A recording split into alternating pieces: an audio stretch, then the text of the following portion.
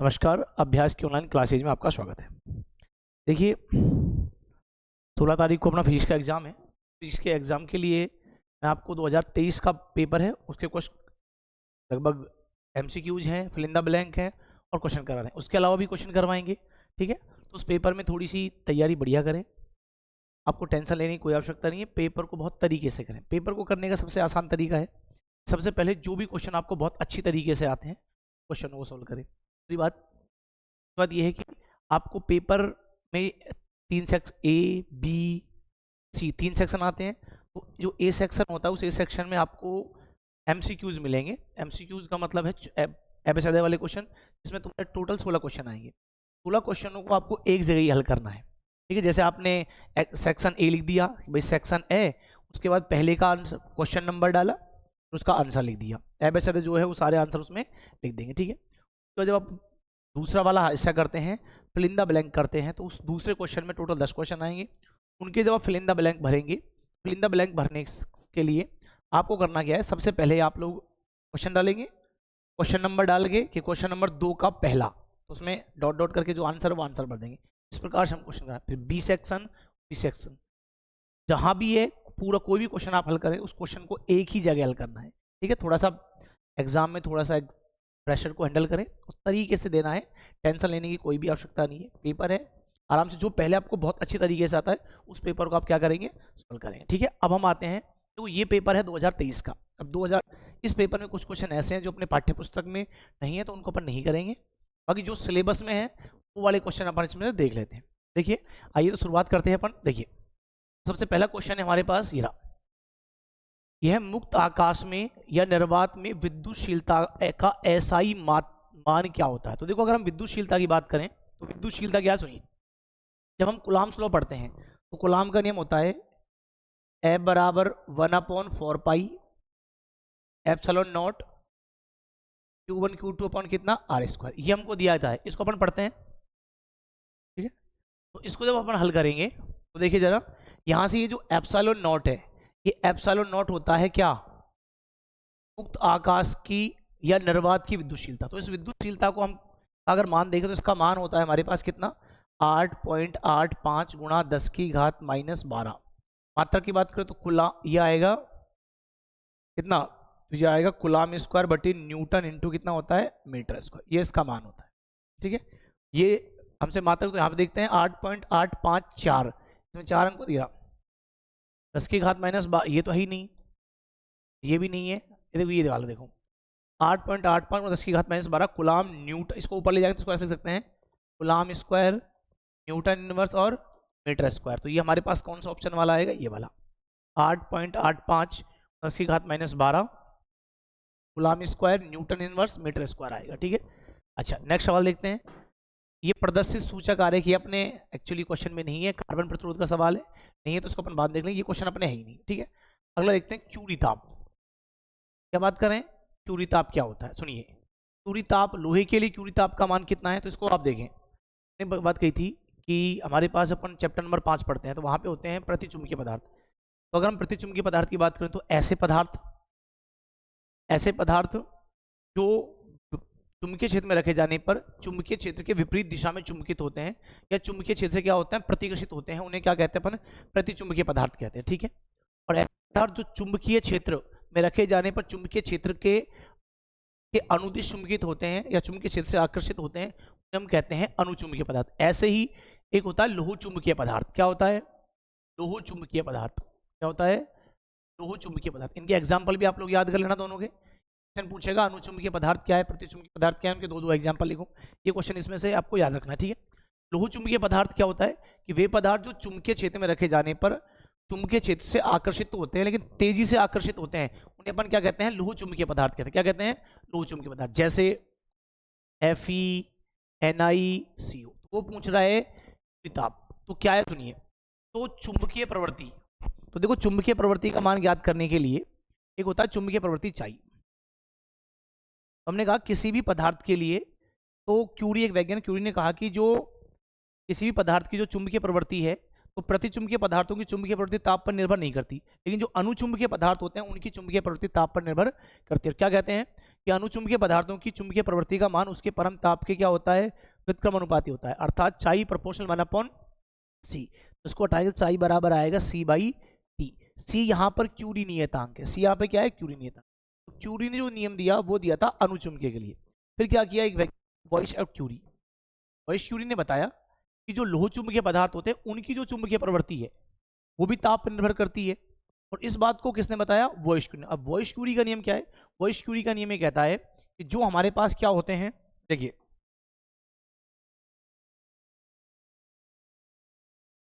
जो हमारे पास लोह चुंबकीय पदार्थ है, तो लोह चुंबकीय पदार्थों की चुंबकीय प्रवृत्ति का मान परम ताप तथा क्यूरी ताप के अंतर के क्या होता है, व्युत्क्रमानुपाती होता है। तो चाई प्रोपोर्शनल आएगा c/t - tc। ये हमारे पास वॉइस क्यूरी का नियम है। यहाँ पे tc जो है ये होता है क्यूरी ताप। एक्चुअली क्यूरी ताप की परिभाषा पूछे तो देखो, वह ताप जिससे कम ताप पर पदार्थ अणुचुंबकीय, देखो वह ताप जिससे कम ताप पर तो जो पदार्थ है वो लोह चुंबकीय की भांति व्यवहार करे, और यदि हम ताप बढ़ा दें तो उससे अधिक ताप पर जो पदार्थ है वो अणुचुंबकीय पदार्थ की तरह व्यवहार करे, उसे कहते हैं क्यूरी ताप। यानी कि किसी पदार्थ का वह निश्चित ताप जिससे कम ताप पर पदार्थ लोह चुंबकीय है और उससे अधिक ताप पर क्या करता है, प्रतिचुंबकीय पदार्थ तरह काम करता है, उससे अपन क्या कहते हैं, ताप। क्यूरी ताप का जो मान होता है इसके लिए वो होता है 1043 केल्विन। ठीक है, इतना मान इसका होता है, अपन को याद रखना है। नेक्स्ट देखें, नेक्स्ट की अगर हम बात करें, नेक्स्ट क्वेश्चन ये रहा। तो नेक्स्ट क्वेश्चन है वो पूछ रहा, ये रहा कि प्रत्यावर्ती धारा I बराबर 200 साइन 60 पाई टी प्लस π/6 में विद्युत धारा की आवृत्ति कितनी। बहुत सिंपल सा क्वेश्चन है। हम देखो जब विद्युत धारा की बात करेंगे तो हमारे पास विद्युत धारा का व्यापक समीकरण है I बराबर I0 और ये आएगा साइन ओमेगा टी प्लस 5।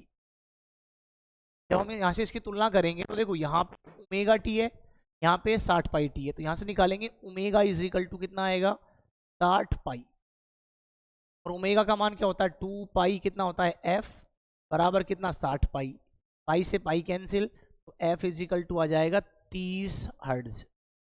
तो यहाँ से आवृत्ति कितनी है धारा की 30 हर्ट्ज। ठीक है, ऐसे अगर हमसे सामान्य क्वेश्चन पूछे तो भारतीय घरों में जो बिजली आती है उसका वोल्टेज तो होता है 220 और आवृत्ति होती है कितनी 50 हर्ट्ज। और अगर हम बात करें यूएसए या यूरोप के देशों में तो वहाँ पे वोल्टता तो होती है 110 और आवृत्ति पाई जाती है वहाँ पे कितनी 60 डिग्री। ऐसे ही कुछ क्वेश्चन में देखो, ऐसे ही आपको इस पार्ट में से क्वेश्चन आ सकते हैं। जैसे मान लो यहाँ से आपसे पूछता कि धारा का शिखर मान कितना है, अगर शिखर मान पूछता तो I0 की वैल्यू कितनी आती, I0 की वैल्यू आती है मेरे पास 200, ये इसका मान होता है शिखर वोल्ट।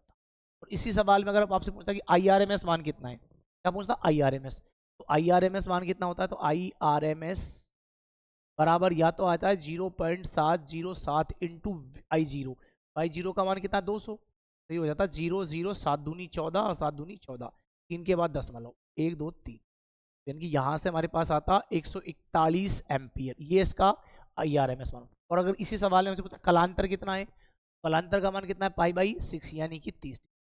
इस पार्ट में से और क्वेश्चन जो इंपॉर्टेंट है एक अपन को इस पार्ट में से पढ़ना है। सातवें पार्ट में से पूछेगा कि एक पूर्ण चक्र के लिए प्रत्यावर्ती धारा का औसत मान कितना होता है, ये पूछे सिर्फ अपन को लिखना है 0। और यहाँ से क्वेश्चन पूछेगा कि वर्ग माध्यम मूल धारा किसे कहते हैं और सिद्ध करें, तो ये पूछेगा वर्ग माध्यम मूल धारा किसे कहते हैं, तो इसका मान ज्ञात करते होता है IRMS बराबर I0 बटे में √2। बोर्ड में क्वेश्चन पूछा गया कि सिद्ध करें, वर्ग माध्यम मूल धारा को परिभाषित करते हुए सिद्ध करें कि IRMS जो मान है ये I0 है ये √2 गुणा इंटू IRMS होता है। ये भी हम यहाँ से क्या कर सकते हैं, सवाल को क्वेश्चन को हल कर सकते हैं। ठीक है, इसके अलावा इस पार्ट में जो क्वेश्चन पढ़ना है, एक अपन को पढ़ना है अनुनाद क्या है, अनुनाद आवृत्ति, अनुनाद की विशेषताएं पढ़नी है, विशेषता गुणांक और एक शक्ति गुणांक।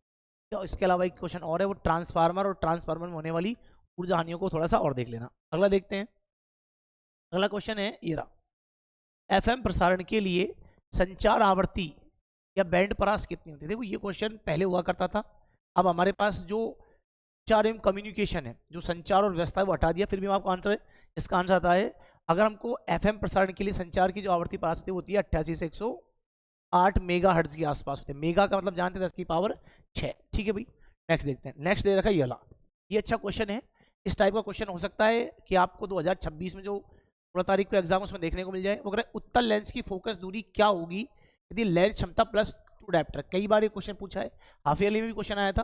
देखो लेंस क्षमता होती है P बराबर 1/f।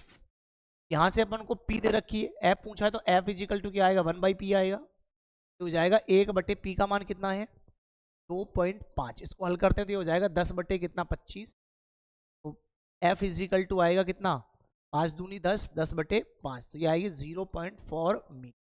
जब हम इसको सेंटीमीटर में कन्वर्ट करेंगे तो F इजिकल टू हो जाएगा 0.4 इंटू कितना 100 बराबर 40 सेंटीमीटर। इस टाइप में क्या आंसर आएगा 40।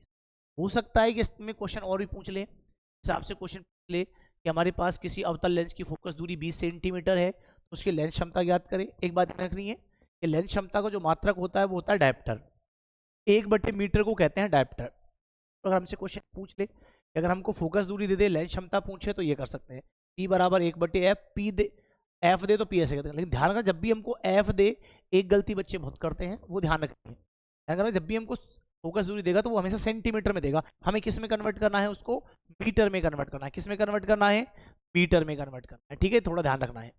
अच्छा ये सवाल तो आंसर आएगा 4 सेंटीमीटर। नेक्स्ट देखिए, ये बहुत अच्छा सवाल है। ये दे रखा है कि 4π कलांतर के तुल्य पथांतर कितना होगा। ये 10वें चैप्टर का सवाल है और मैंने आपको संबंध बताया था। देखो हमारे पास संबंध होता है kx बराबर होता है 2π अपॉन लैम्बडा इंटू एक्स, तो ये होता है पथांतर। तो यानी कि कलांतर फाई बराबर होता है 2π बटे लैम्बडा इंटू यह लिखते हैं पथांतर, और पथांतर को हम कई बुक्स में डेल्टा से लिखते हैं। यहाँ पे हमको दे रखा है कलांतर, तो क्या पूछा है पथांतर, तो पथांतर चाहिए, तो पथांतर डेल यानी पथांतर यह आएगा लैम्बडा अपॉन 2π, 2 में फाई मतलब कलांतर। कई बार पूछा गया है ये सवाल, 24 में भी आया है, हाफ ईयरली में था। वो कह रहा है कि कलांतर का मान 4π है तो पथांतर कितना होगा, तो शर्त होता है कितना पथांतर बराबर लैम्बडा अपॉन 2π इंटू कलांतर, तो पथांतर आएगा डेल बराबर लैम्बडा अपॉन 2π और कलांतर का मान कितना है 4π। तो ये से पाई कैंसिल, ये 2 से 2 कैंसिल, तो ये जाएगा 2 लैम्बडा। तो जब कलांतर का मान जब कलांतर 4π है तो पथांतर कितना आएगा 2 लैम्बडा, ये इसका आंसर है। एक बात और ध्यान रखनी है, अगर आपसे पूछे कि संपोषी व्यतिकरण के लिए कलांतर की क्या शर्त है, तो संपोषी के लिए अगर बात करें संपोषी व्यतिकरण के लिए, संपोषी व्यतिकरण के लिए कलांतर होता है 2nπ। क्या होता है फाई बराबर 2nπ और n की वैल्यू होती है 0 +-1 +-2 इस प्रकार से। और अगर विनाशी के लिए पूछे तो फाई की वैल्यू होती है 2n+1 और पाई, यहाँ पे वही n बराबर 0। तो यानी कि संपोषी व्यतिकरण के लिए जो कलांतर आएगा वो पाई 0 आएगा, या आएगा पाई का समगुणज, और विनाशी के लिए जो आएगा वो आएगा पाई का विषमगुणज, ठीक है। और अगर पथांतर के रूप में पूछे संपोषी व्यतिकरण के लिए पथांतर के रूप में शर्त, इसके लिए संपोषी के लिए, तो ये होती है डेल बराबर एल लैम्बडा, यानी कि लैम्बडा का पूर्ण गुणा जाएगा, डेल बराबर एल लैम्बडा। एन का मान वही 0 1 2 3 4 5 होते हैं। और अगर विनाशी के लिए पूछे तो विनाशी के लिए इसके लिए डेस्ट्रक्टिव यानी कि तो कंस्ट्रक्टिव हो गया। अगर डेस्ट्रक्टिव के लिए पूछे तो आएगा विनाशी व्यतिकरण के लिए होती है शर्तें 2n+1 और ये आएगी लैम्बडा बाई 2। ये दोनों शर्तें भी थोड़ी सी याद रखनी है, ठीक है। नेक्स्ट देखते हैं अपन, नेक्स्ट क्वेश्चन है, देखिए नेक्स्ट क्वेश्चन हमको दे रखा, ये 11वें नंबर क्वेश्चन है। वो कह रहा है कि 100 वोल्ट विभवांतर से त्वरित इलेक्ट्रॉन से संबंधित डी ब्रोगली तरंग दैर्घ्य ज्ञात करो। ये क्वेश्चन इंपॉर्टेंट हो सकता है एग्जाम में पूछ ले। तो हमको करना क्या है, देखो डी ब्रोगली जो तरंग दैर्घ्य है तो डी ब्रोगली की परिकल्पना लैम्बडा बराबर होता है h/p, क्या लिख सकते हैं h/ कितना mv। तो एक तो यहां से क्वेश्चन पूछ सकता है, आपसे पूछेगा कि दिए गए सवाल में लैम्बडा का मान होगा या संवेग, डी ब्रोगली के लिए संवेग का मान कितना होगा। तो देखो यहाँ से लैम्बडा बराबर h/p, तो p इजिकल टू होगा h/ कितना लैम्बडा, ऐसा लिख सकते हैं। दूसरा एक बार फिर इंदा प्लांक पूछा है कि डी ब्रोगली तरंग दैर्घ्य का जो मान है वो किस पर निर्भर करता है, तो वो करता है द्रव्यमान और वेग पर। और यदि द्रव्यमान और वेग नियत रहे तो डी ब्रोगली तरंग दैर्घ्य क्या रहती है, नियत, ठीक है। या फिर डी ब्रोगली हम ये कह सकते हैं कि अगर डी ब्रोगली तरंग दैर्घ्य पूछे तो देखो डी ब्रोगली तरंग दैर्घ्य का मान जो होता है वो उसके संवेग के क्या होता है, व्युत्क्रम अनुपाती होता है, ठीक है। अब सुनो, अगर इलेक्ट्रॉन के लिए बात करें तो इलेक्ट्रॉन के लिए जो डी ब्रोगली का सूत्र होता है, इलेक्ट्रॉन के लिए डी ब्रोगली तरंग दैर्घ्य का फॉर्मूला है lambda e equal to 12.27 upon में √v और ये आता है एंगस्ट्रम। यहाँ पे अपन को दे रखा है 100 वोल्ट, तो V का मान कितना है 100 वोल्ट, तो यहाँ रख देंगे। तो लैम्बडा E बराबर 12.27 अपॉन अंडर रूट V यानी कि 100 एंगस्ट्रम, तो ये आ जाएगा 12.27 बटे में 10 एंगस्ट्रम। तो आंसर हमारे पास आएगा कितना 1.227 एंगस्ट्रम, ये आंसर आना चाहिए। लेकिन देखो यहाँ पे सवाल में क्या कर रखा है, सारे के सारे नैनोमीटर में चेंज कर रखे हैं, और एंगस्ट्रम का मतलब होता है 1.227 गुणा 10 की घात माइनस 10 मीटर।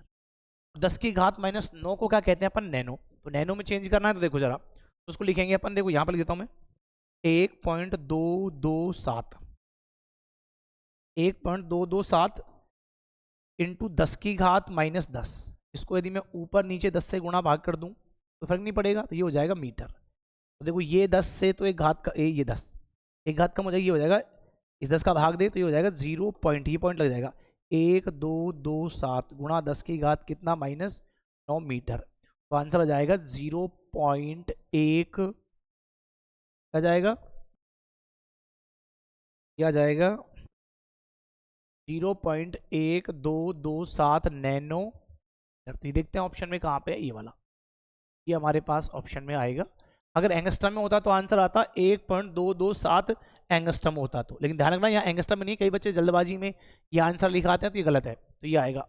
ठीक है, नेक्स्ट देखिए गेट, ये सवाल लॉजिक गेटों का है। तो लॉजिक गेट एक्चुअली अपने पाठ्य पुस्तक का हिस्सा नहीं है, इसलिए अपन इसको फिलहाल के लिए छोड़ रहे हैं, बाद में देख लेंगे।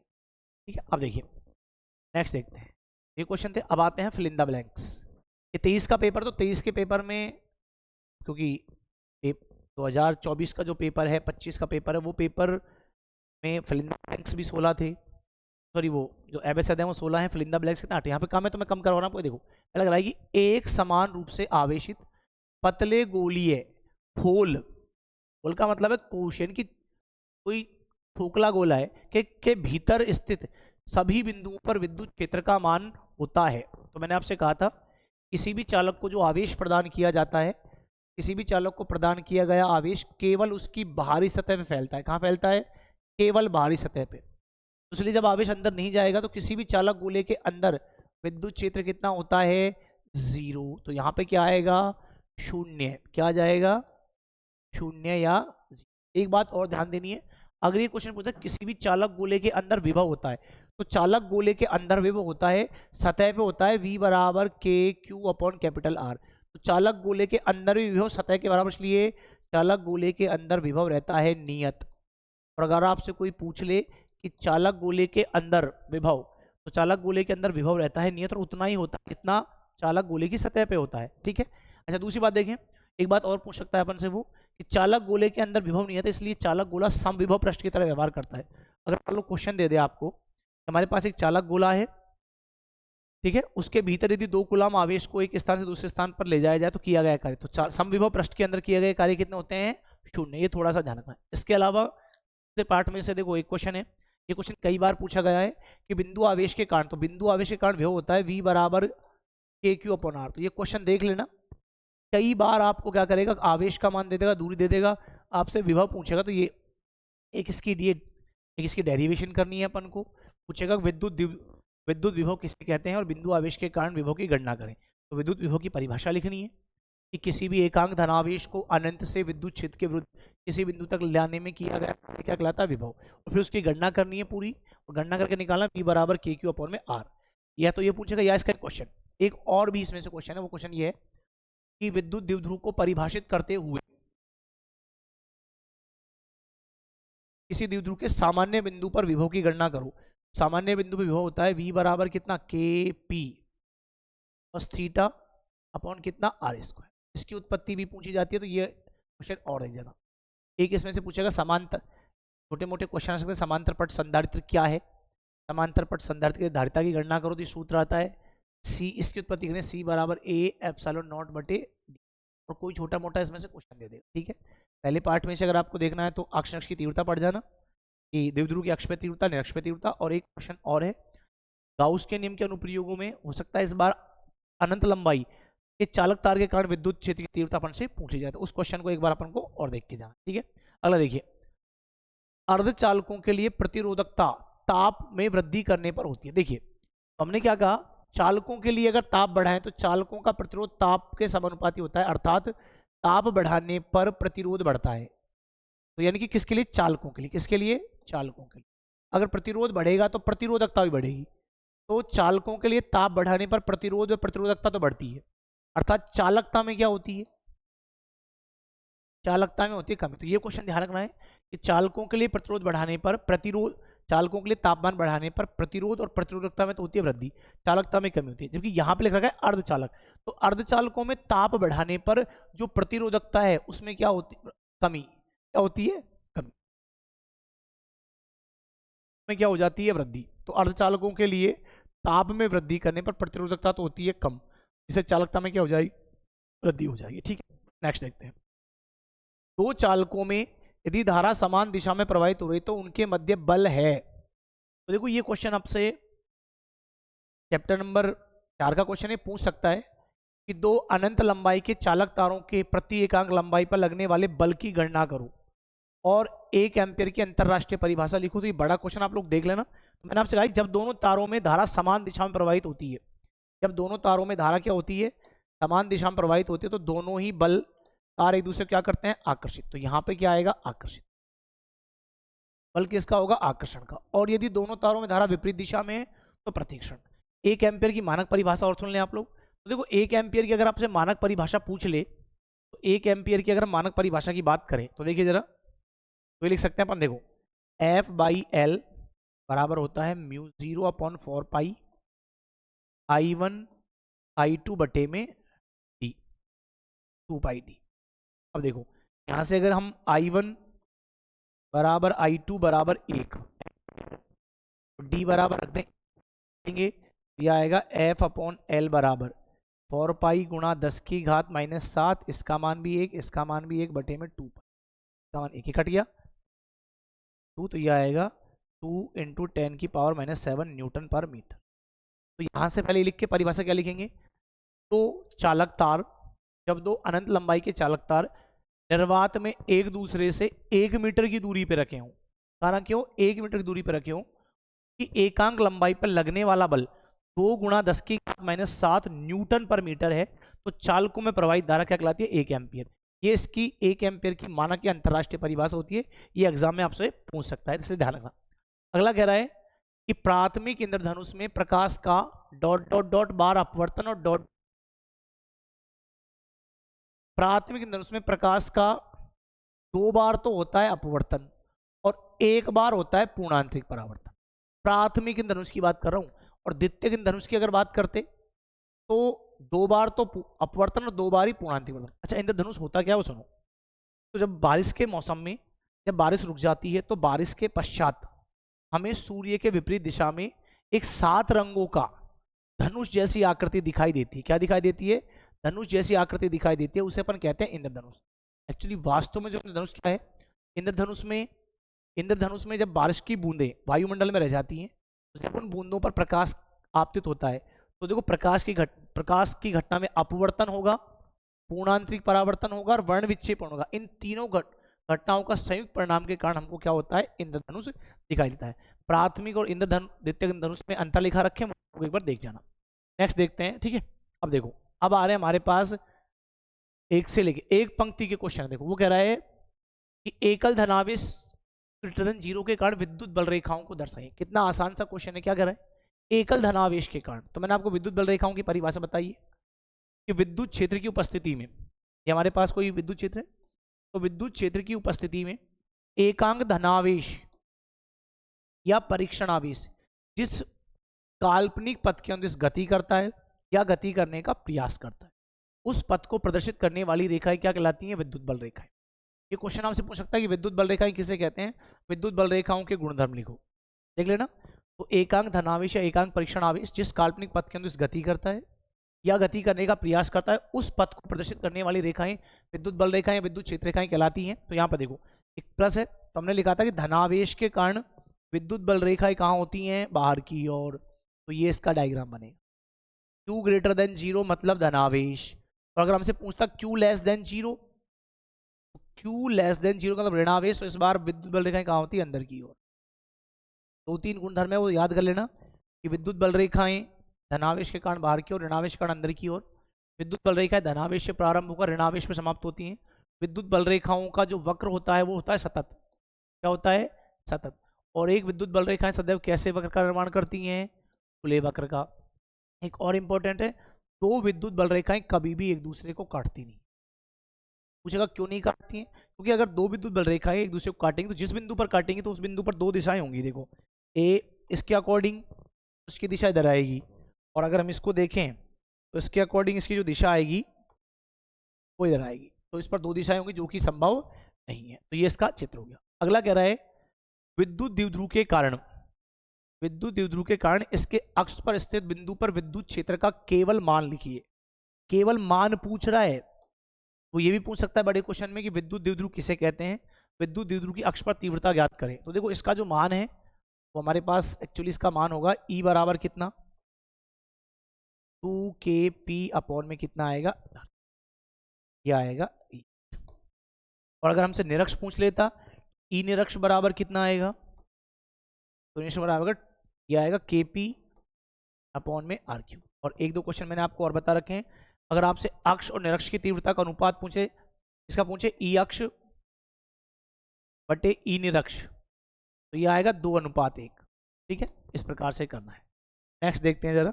नेक्स्ट देखो, नेक्स्ट क्वेश्चन है स्थायी चुंबक बनाने के लिए पदार्थों की दो विशेषताएं लिखिए। देखो पहली बात तो ये, स्थायी चुंबक अगर बनानी है तो स्थायी चुंबक बनाने के लिए हमको एक जो पदार्थ होगा उसकी जो धारणशीलता है, चुंबकीय गुण ग्रहण करने की क्षमता धारणशीलता कराती है, तो उसकी धारणशीलता अधिक होनी चाहिए। ठीक है, एक उसके लिए जो चुंबकीय प्रवृत्ति चाई का मान >1 होना चाहिए। ये दो विशेषताएं। इसके अलावा जो स्थायी चुंबक बनाने के लिए कठोर चुंबकीय पदार्थों, कठोर चुंबकीय पदार्थों का क्या किया जाता है, उपयोग किया जाता है, जैसे स्टील। ठीक है, ये प्रकार। अब देखो अनुचुंबकीय पदार्थों को छाटिए। ऐसा क्वेश्चन आ गया कि अनुचुंबकीय पदार्थ कौन सा। देखो वे पदार्थ जो चुंबकीय क्षेत्र में रखे जाने पर चुंबकीय क्षेत्र के विपरीत दिशा में देखो देखिए इधर, अनुचुंबकीय पदार्थ तो वे पदार्थ जिन्हें चुंबकीय क्षेत्र में रखे जाने पर वे चुंबकीय क्षेत्र के अनुदिश चुंबकित होते हैं या चुंबकीय क्षेत्र से आकर्षित होते हैं, उन्हें अनुचुंबकीय पदार्थ कहते हैं। और अनुचुंबकीय पदार्थ का गुण उन पदार्थों में पाया जाता है, अनुचुंबकत्व का गुण उन पदार्थ में जिनमें अयुग्मित इलेक्ट्रॉन। तो यहाँ पे देखें जरा, अगर हम बात करें सोडियम की तो सोडियम में होता है 1। अगर हम बात करें किसकी, एल्युमिनियम की, तो इसमें होता है +2। तो यहाँ पर हमारे पास आएगा सोडियम और एल्युमिनियम दोनों के दोनों कैसे पदार्थ हैं, अनुचुंबकीय पदार्थ है। कैसे पदार्थ हैं, अनुचुंबकीय। तो यहाँ पे सोडियम और क्या आएगा, ये आएगा एल्युमिनियम। ठीक है, इधर रखा है निर्वातित नलिका में मैग्नेट्रॉन द्वारा उत्पन्न विद्युत चुंबकीय तरंग है।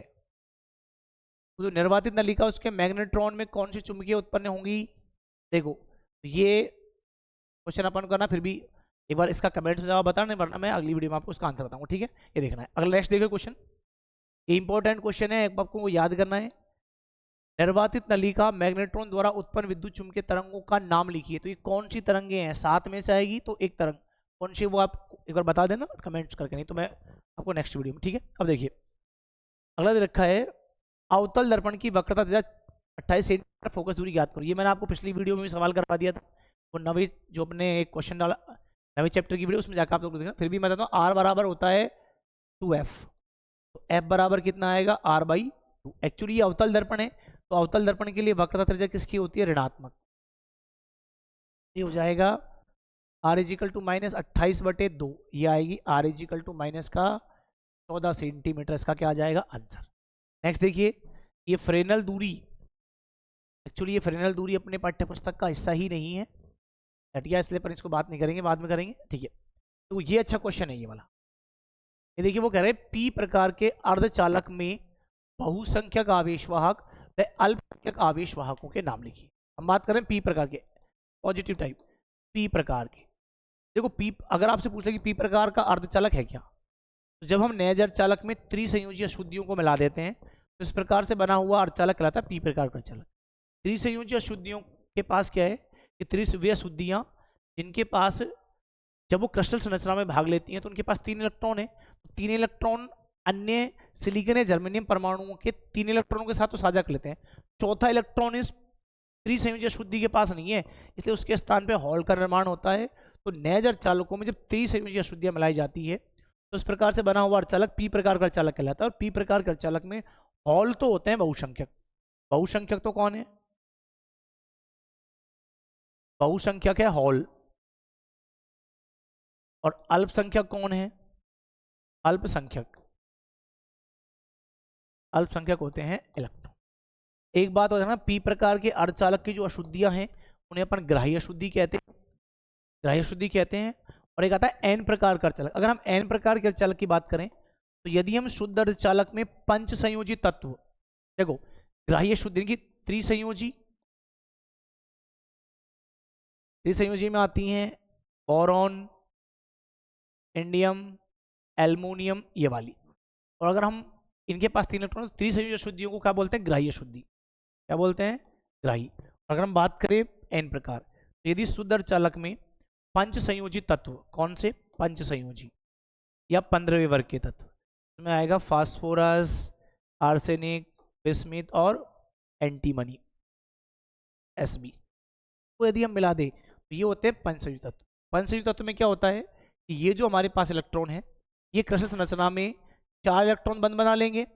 5 इलेक्ट्रॉन है तो 5 तो 4 तो बंद बना लेंगे, और 5वां जो इलेक्ट्रॉन है वो मुक्त रूप से किसमें रहेगा? क्रिस्टल संरचना में। जिससे कि एन प्रकार के अर्धचालक में ज्यादा मात्रा में बहुसंख्यक तो कौन हो जाएंगे?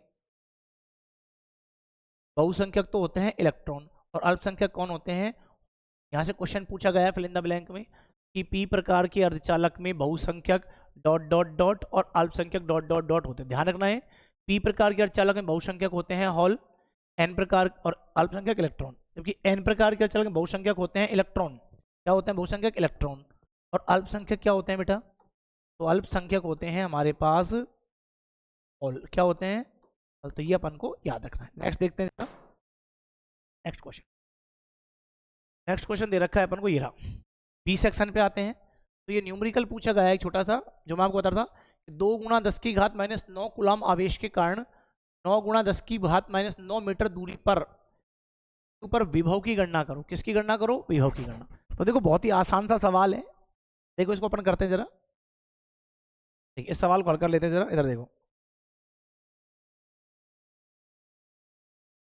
देखो इस सवाल जब हल करेंगे तो हमको दे रखा है Q बराबर कितना दे रखा है? Q बराबर है 2 × 10⁻⁹ ये आवेश है। और कितनी दूरी पे पूछा है?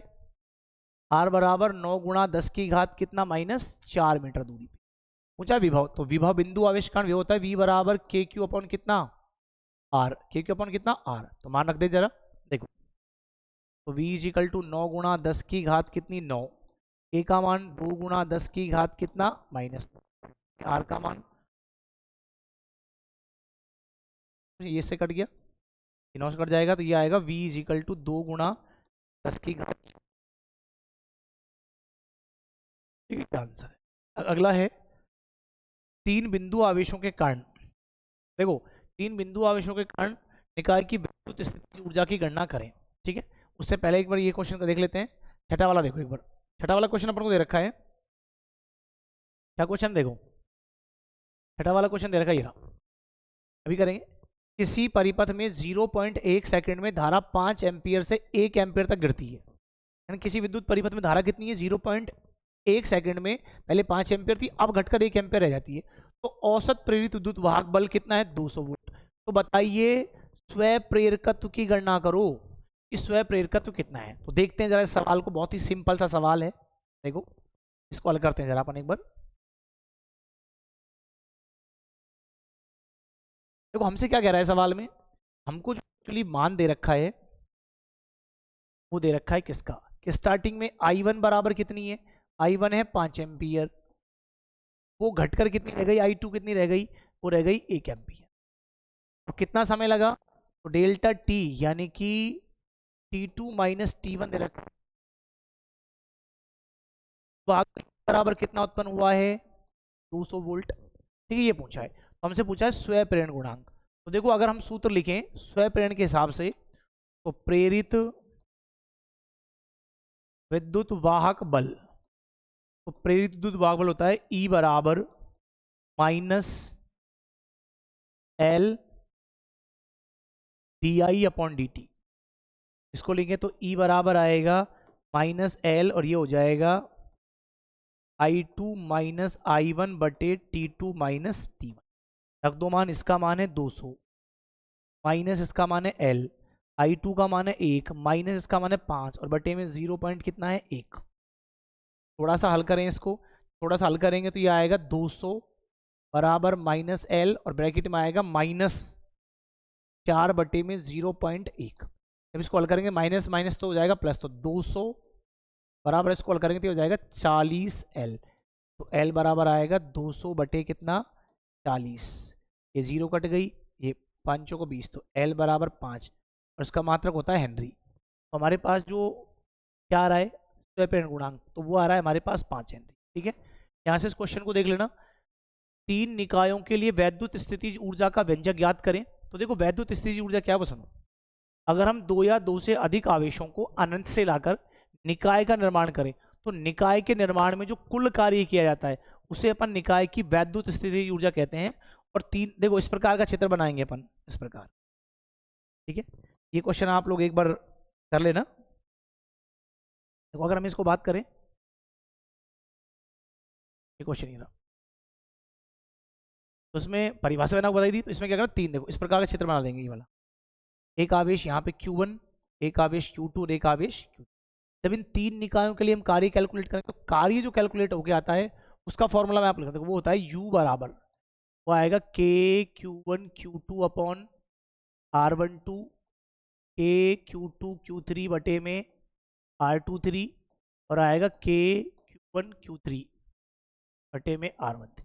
इस क्वेश्चन की उत्पत्ति कर लेना, ये आपको मैंने करवा रखा, तो एक बार एक क्वेश्चन आप लोग इसको देख लेना, छोटा सा है। ठीक है, अच्छा इस पर आधारित कोई न्यूमेरिकल भी आ सकता है तो आराम से करना। ठीक है, अगला दे रखा है अपन को नेक्स्ट, विद्युत चुंबकीय प्रेरण के कथन को लिखिए। फैराडे का नियम, फैराडे का नियम और लेंज का नियम। तो देखो ये दोनों बता, एक बार सुन लो। फैराडे का नियम क्या है सुनिए, फैराडे के 2 नियम है, फैराडे का प्रथम नियम और फैराडे का द्वितीय। तो विद्युत चुंबकीय प्रेरण, तो जब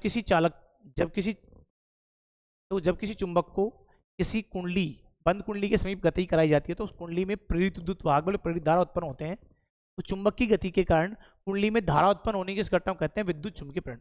तो फैराडे ने विद्युत चुंबकीय प्रेरण के लिए 2 नियम दिए। पहला नियम क्या वो सुनो, कि प्रथम नियम के अनुसार, फैराडे के प्रथम नियम के अनुसार जब किसी कुंडली से संबंधित चुंबकीय फ्लक्स में परिवर्तन होता है तो उस कुंडली में प्रेरित विद्युत वाहक बल प्रेरित धारा उत्पन्न होते हैं। क्योंकि जब हम किसी कुंडली के समीप, कुंडली ली, जब इसके समीप किसी चुंबक को गति कराएं तो चुंबक को गति कराने पर इस कुंडली में प्रेरित विद्युत वाहक बल प्रेरित धारा उत्पन्न होते हैं, जिसके कारण तो ये प्रेरित, जब किसी, इस नियम के अनुसार जब किसी चुंबक को किसी कुंडली के समीप गति कराएं तो कुंडली से संबंधित चुंबकीय फ्लक्स में परिवर्तन होगा, जिसके कारण कुंडली में प्रेरित विद्युत वाहक बल में प्रेरित धारा उत्पन्न होते हैं।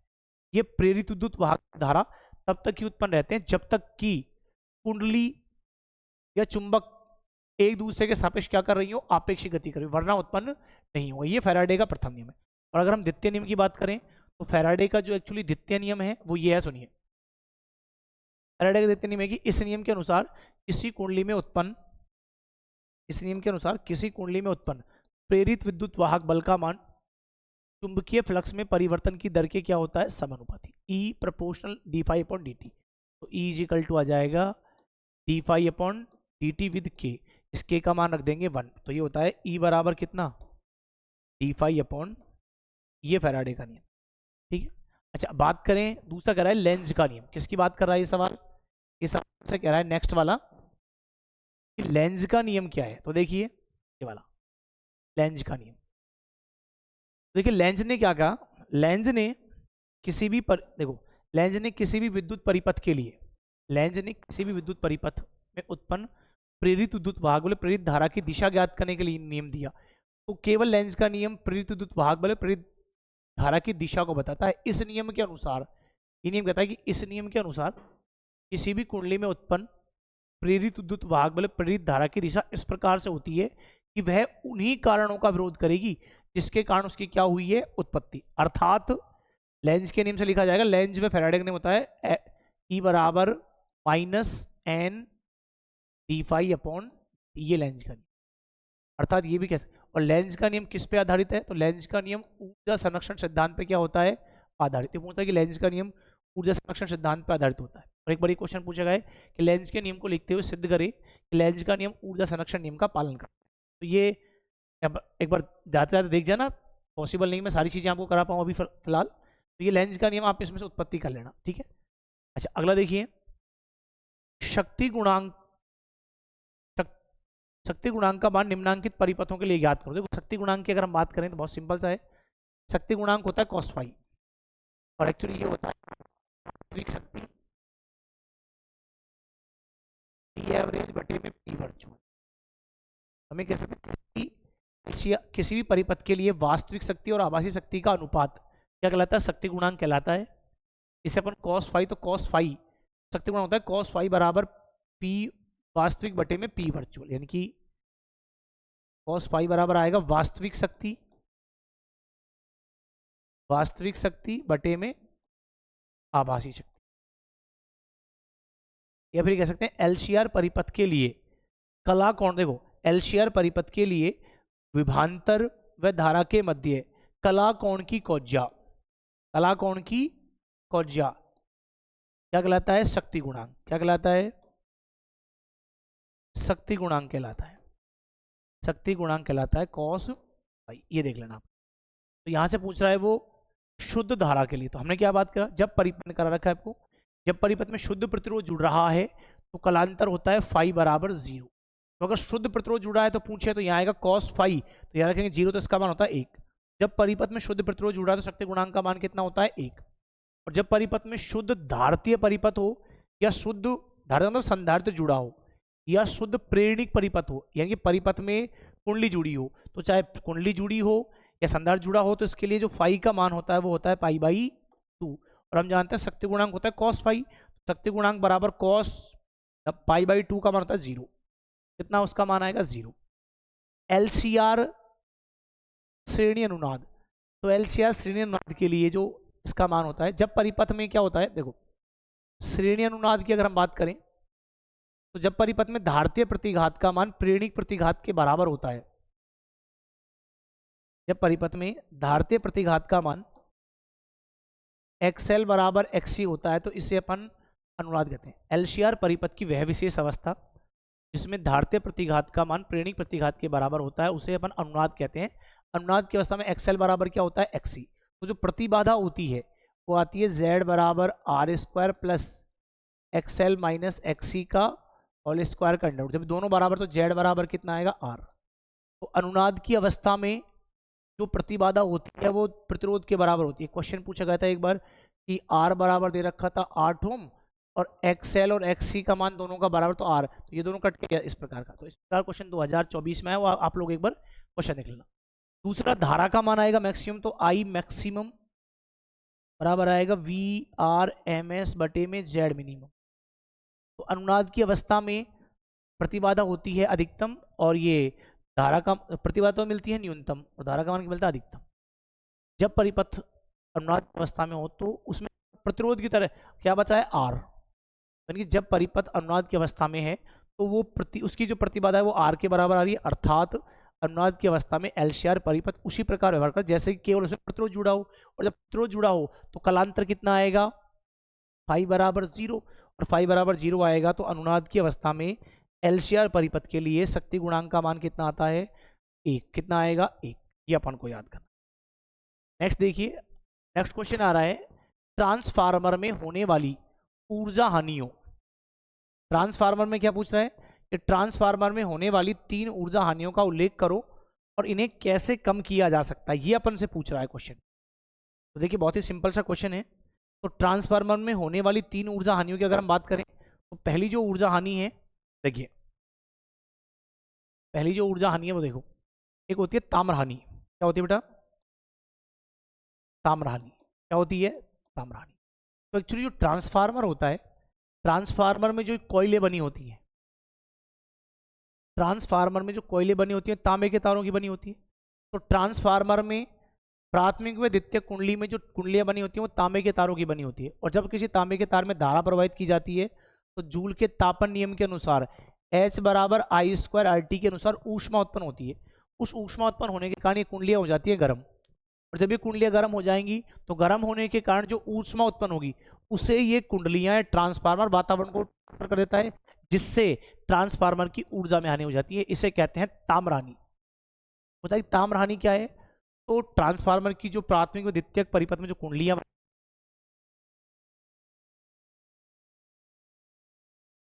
जूल के तापन नियम अनुसार H बराबर आई स्क्वायर आर टी के अनुसार वो तार गर्म होता है और तार गर्म होकर ऊष्मा उत्पन्न करता है। ये ऊष्मा अगर उस ट्रांसफार्मर रहे तो ट्रांसफार्मर गर्म होकर जल सकता है। इसीलिए क्या होगा, ये ऊष्मा वातावरण को त्याग दी जाती है और इसीलिए इसको कहते हैं ताम्रहानि या ऊर्जा हानि। तो इसलिए पहली कमी तो ये है कि ताम्रहानि ऊर्जा व्यय हो जाता है कि जब तांबे की कुंडलियां गर्म होती हैं तो गर्म होने के कारण ऊष्मा को वातावरण करने की कमी। इसको दूर करने के क्या करते हैं? तो इसको दूर करने के लिए हम जानते हैं आर प्रपोर्शन होता है 1/। तो ताम्रहानि को दूर करने के लिए हम जो तांबे के तार हैं उनको अधिक मोटाई का काम लेंगे, क्योंकि अगर तांबे के तार मोटे होंगे तो इनका अनुप्रस्थ काट क्षेत्रफल ज्यादा होगा और हम जानते हैं किसी भी तार का प्रतिरोध उसके अनुप्रस्थ काट क्षेत्रफल के व्युत्क्रम अनुपात, अर्थात आप लोग जब तार की मोटाई बढ़ाओगे तो प्रतिरोध कम हो जाएगा और प्रतिरोध कम होगा तो ऊष्मा हानि भी क्या हो जाएगी, कम। तो ताम्रहानि को कम करने के लिए हम जो कुंडलियां, जो तांबे की कुंडलियां बना रहे हैं उन तार को मोटा लेंगे ताकि उसका अनुप्रस्थ काट क्षेत्रफल बढ़ जाए, जिससे प्रतिरोध का मान क्या हो जाए, कम। अगला देखिए पहली हानि। दूसरी अगर हानि की बात करें तो दूसरी हानि है भंवर धाराओं के कारण होने वाली हानि। अच्छा, भंवर धाराएं क्या है? दूसरी है भंवर धाराओं के कारण होने वाली हानि। भंवर धाराओं के कारण ऊर्जा हानि। भंवर धाराएं क्या, सुनिए। जब भी किसी धात्विक प्लेट में धारा प्रवाहित की जाती है तो उस धात्विक प्लेट में उसके आयतन के अनुदिश एक समान रूप से प्रेरित धाराएं उत्पन्न हो जाती हैं और ये प्रेरित धाराएं ही क्या कहलाती हैं, भंवर धाराएं कहलाती हैं। क्या कहलाती है, भंवर धाराएं। तो जब एक्चुअली जो तांबे की जो क्रोड है, मैंने कहा कि तांबे में आयताकार पटलित क्रोडें होती हैं। ऐसे देखो, अपने ट्रांसफार्मर बनाया तो ट्रांसफार्मर में ऐसे इस प्रकार से पटलित क्रोडें लगी होती हैं, ठीक है। ऐसे ट्रांसफार्मर था तो उसमें जो पटलित क्रोडें हैं ये हम क्या करते हैं, हम एक कच्चे लोहे की आयताकार पतलित क्रोडें बनाते हैं। वो पटलित क्रोडें धातु की, जब ट्रांसफार्मर में धारा प्रवाहित करते हैं तो उसके संपूर्ण आयतन में एक समान रूप से प्रेरित धाराएं उत्पन्न होती हैं। ये प्रेरित धाराएं ही क्या कहलाती है, भंवर धाराएं कहलाती है, जिसके कारण वो प्लेटें गर्म होती हैं और गर्म होने के कारण वो प्लेटें जब आपस में गर्म हो जाती हैं तो एक प्लेट दूसरी को गर्म करेगी, दूसरी तीसरी को, सारी प्लेटें गर्म हो जाएंगी। तो गर्म होने के कारण जो ऊष्मा है वो वातावरण को त्याग जाएगी। इसलिए भंवर धाराओं के कारण भी, प्लेटों के गर्म होने के कारण ऊष्मा जो उत्पन्न होती है वो ऊष्मा वातावरण को त्याग देंगे, इसलिए इसको कहते हैं भंवर धाराओं के कारण होने वाली ऊर्जा। देखो इसमें क्या है, अगर सारी प्लेटों को हम पटलित करते और बीच में विद्युत रोधी पदार्थ भरते हैं, अगर हम सारी प्लेटों को पेंट नहीं करें या उनके बीच में विद्युत रोधी पदार्थ नहीं भरें तो होगा क्या, वो सारी प्लेटें, एक प्लेट दूसरी के संपर्क में आएगी तो धीरे धीरे तापमान का बढ़ता जाएगा और तापमान बढ़ते बढ़ते इतना गर्म हो जाएगा कि ये ट्रांसफार्मर जल सकता है। तो ट्रांसफार्मर को जलने से बचाने के लिए भी हम जो ट्रांसफार्मर की क्रोडें हैं उनको पेंट करते हैं और उनके बीच में विद्युत रोधी पदार्थ को भर दिया जाता है। एक नेक्स्ट जो तीसरे की अगर हम बात करें वो होता है फ्लक्स में क्षरण के कारण। किसमें? फ्लक्स में क्षरण के कारण। देखिए तीसरी क्या है, फ्लक्स में क्षरण के कारण ऊर्जा हानि। फ्लक्स में क्षरण